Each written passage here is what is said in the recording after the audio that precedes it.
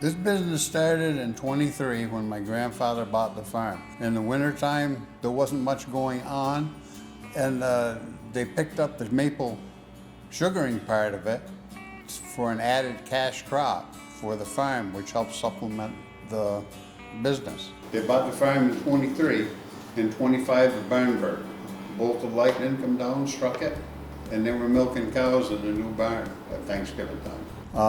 My father took it over from my grandfather. I took it over from my father, and Danny's taken it over from me. And I would like to think that we have enough grandchildren here that our grandchildren can take it over and carry it on.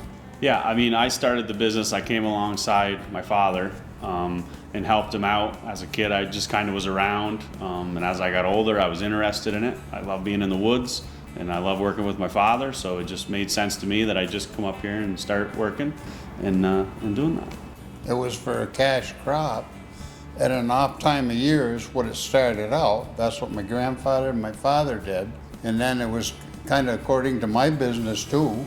I was able to have time to work here, and everything was all set up, and I like being in the woods.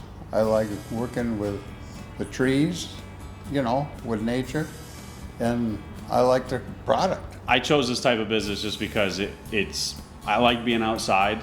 The time of the year, there's not a whole lot going on. It's dark and cold, and it's not a busy time for construction in the summer. That's a lot of the things I do is during construction time.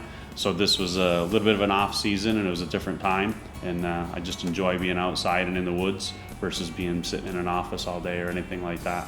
I mean, a lot of the different things, as far as a bad year or a good year, it's based on markets and everything like that, but it's also based on, the weather we get and everything like that.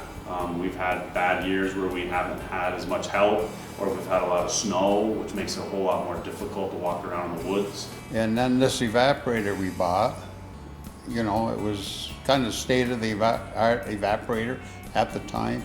And that made a real large difference on quality of syrup. The number of gallons of sap we could process, it greatly improves. It was taking us like 1,200 gallons of oil to make 600 gallons of syrup.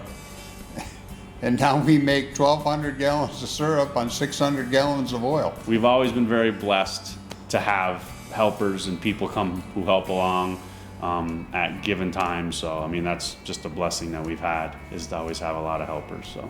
And I really enjoy working with my grandkids and of all families. My dad, that's the one I probably miss the most. It's not just a business for us, it's a family relationship.